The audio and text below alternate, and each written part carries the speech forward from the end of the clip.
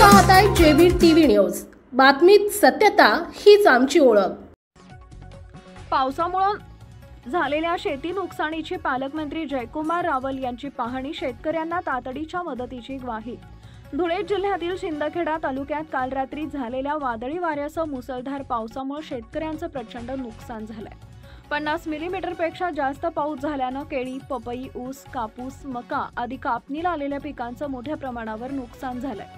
या पार्श्वभूमीवर जिल्ह्याचे पालकमंत्री जयकुमार भाऊ रावल यांनी आज प्रत्यक्ष दौरा करून नुकसानग्रस्त भागाची पाहणी केली।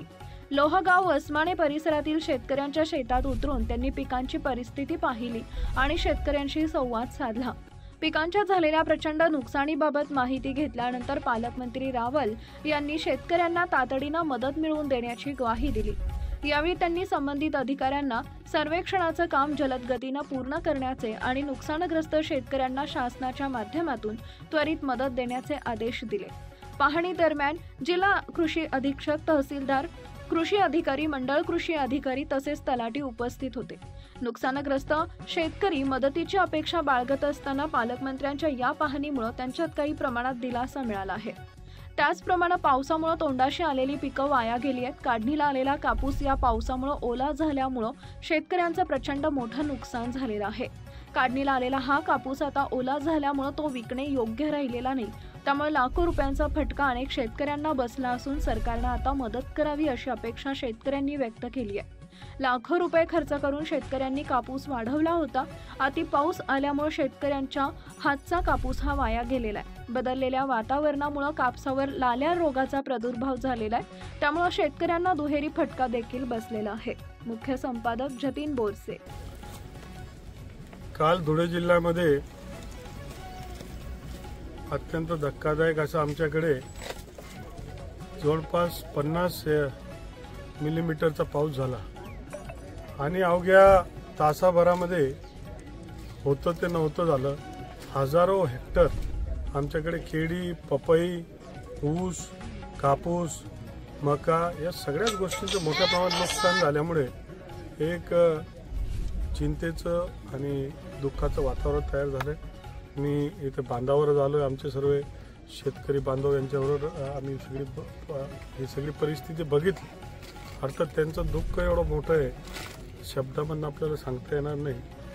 परंतु मी त्यांना आश्वासित केलं आहे की महाराष्ट्राचे मुख्यमंत्री, दोघे उपमुख्यमंत्री आणि पूर्ण मंत्रिमंडळ, महाराष्ट्र सरकार हे तुमच्या पाठीशी उभं आहे आणि या शिंदखेडा तालुक्यातील, धुळे जिल्ह्यातील संबंध जे शेतकऱ्यांचं नुकसान झालं त्या नुकसानाला जे काही कॉम्पन्सेशन महाराष्ट्र सरकार देईल त्याच्यामध्ये आवश्यक आपल्यालाही देणार। खरं तर आत्ता कालपर्यंत परिस्थिती चांगली होती, पण अवघ्या तासाभरामध्ये सगळं होतं ते उलट झालं आणि मग हातातला तोंडातला घास हा लोकांच्याकडनं निघून गेला। पपई जर तुम्ही बघितली तर रेडी पपई म्हणजे या पंधरवड्यामध्ये दिवाळीनंतर ही पपई बाजारात विकण्याची होती आणि चांगली किंमत या पपईला मिळणार होती। आता निसर्ग आपल्या हातात नाही आणि म्हणून ही सगळी जी परिस्थिती ओढवली आहे, या परिस्थितीमध्ये शेतकरी बांधवांनी चिंता न करता महाराष्ट्र सरकार त्यांच्या पाठीशी उभं आहे, आम्ही त्यांच्याबरोबर आहे आणि मग चिंता करण्याची गरज नाही।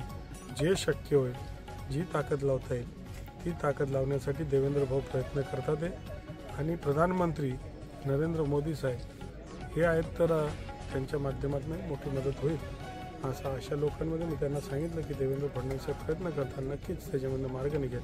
सगळ्यांनी धीर धरलं पाहिजे आणि या प्रसंगाला, या आपत्तीला सगळ्यांनी मिळून तोंड दिलं गेलं। 4 एकर पूर्णपणे कापूस लावला होता आणि त्या पावसाचा आता वेचणीवर आला होता आणि त्याच वेळेस इतका जोरात रातचा पाऊस एवढा भयंकर झाला, रात्रभर पूर्ण पाऊस चालल्यामुळे पूर्णपणे नुकसान झालेली। पूर्ण कापूस आमचा पूर्ण बघताय आपण की पूर्ण खराब झालेला आहे।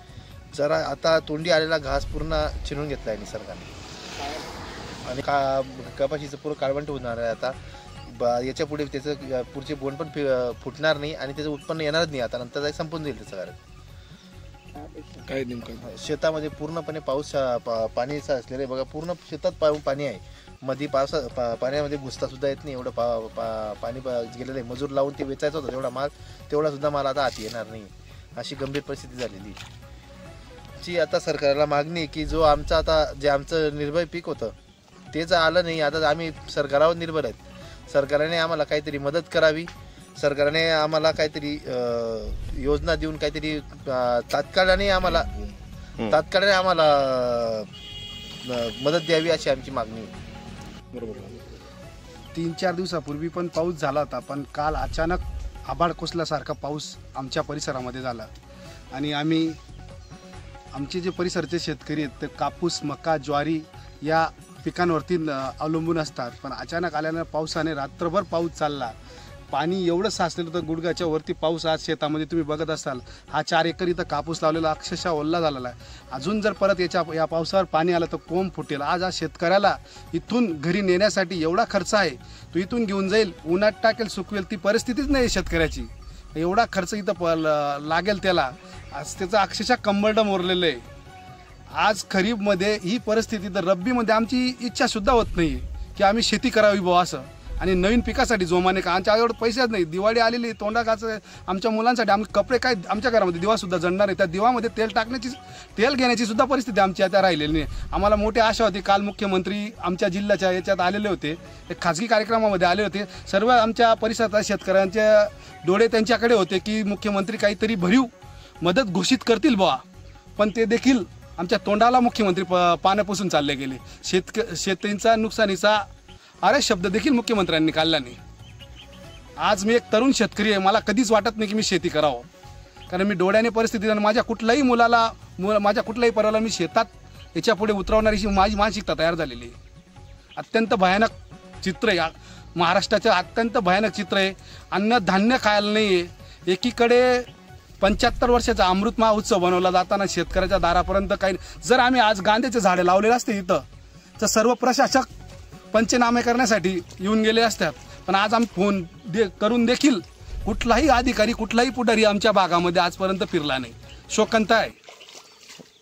आपल्या परिसरातील महत्त्वाच्या बातम्या पाहण्यासाठी आजच आमच्या JBTV न्यूज चॅनलला यूट्यूबवर सबस्क्राईब करा आणि बेल आयकॉन प्रेस करा.